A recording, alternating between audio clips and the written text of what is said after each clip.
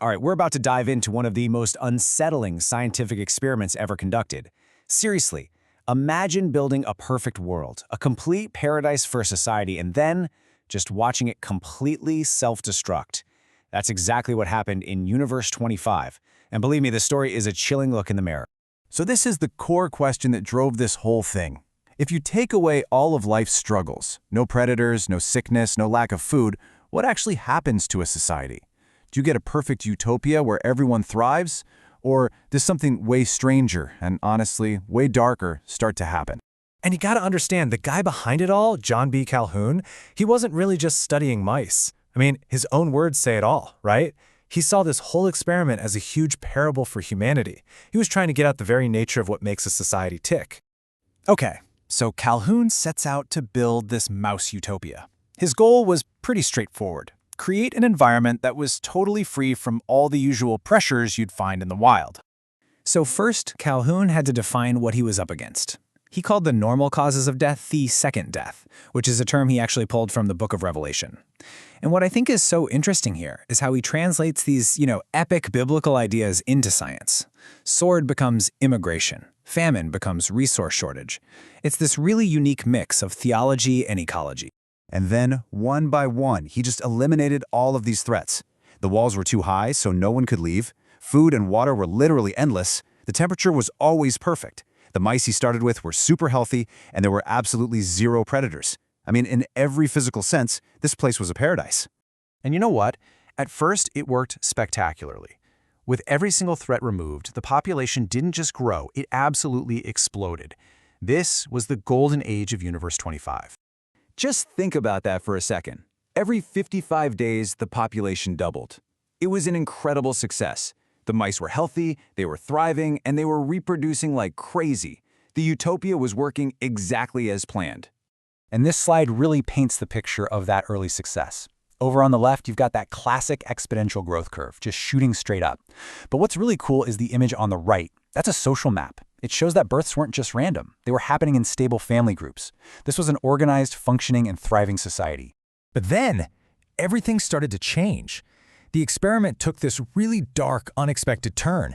The utopia began to rot from the inside out, a phenomenon Calhoun later named the behavioral sink. Now remember, every physical need was totally taken care of. They had more than enough food, water, and even space. So what went wrong? The problem wasn't a lack of stuff. It was something deeper, something social, something psychological.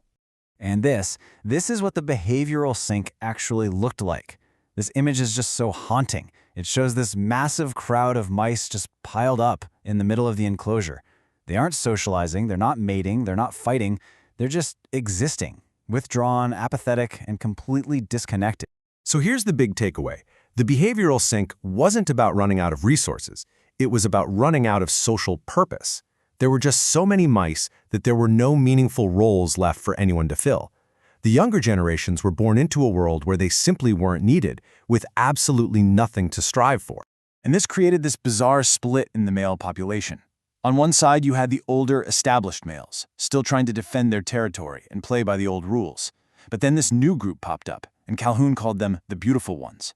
These guys just completely checked out of society. They never fought, never mated, they did nothing but eat, sleep, and groom themselves. Physically, they were perfect, but psychologically, they were totally empty. From there, the social collapse just spread. The maternal instincts of the females completely broke down. Mothers would actually attack their own babies, abandon their nests, or just let them die. The infant mortality rate shot through the roof, and eventually, the females just stopped having babies altogether. The very foundation of their society had just crumbled into dust. After that, the end was pretty much inevitable. The society entered its last phase, just a long, slow slide into total extinction.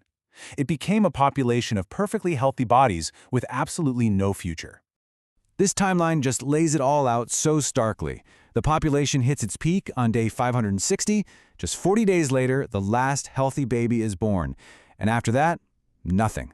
No more births. The society was basically extinct, even though thousands of mice were still alive. All that was left was to wait for the last one to die. So, what's the big lesson here? Well, Calhoun's conclusion was incredibly profound, and he summed it all up in the title of his paper, Death Squared. He argued that there are really two kinds of death. We all know about the second death. That's the death of the body. But the mice in Universe 25, they went through something else first, the first death. And this was the death of the spirit, the loss of the very behaviors that made them mice in the first place. And this leads us to his final, chilling equation. Death squared is the death of the second death. By getting rid of all the physical dangers, all the challenges that give life a purpose, he had accidentally caused the first death, the death of the spirit. And Calhoun's own words are probably the most powerful way to put it. When the complex behaviors that define a species, things like courtship, parenting, defending a home, when those things fail to develop, the society dies, the species dies. It's really that simple and that terrifying. And so we're left with this one haunting question that Universe 25 poses. Sure, Calhoun was studying mice, but he was thinking about us. In a world where we have fewer and fewer physical struggles, what happens to the very things that give our lives meaning? Things like courage, creativity, love, and community. What is our purpose in a world that doesn't challenge us? That's the question Universe 25 forces every single one of us to ask.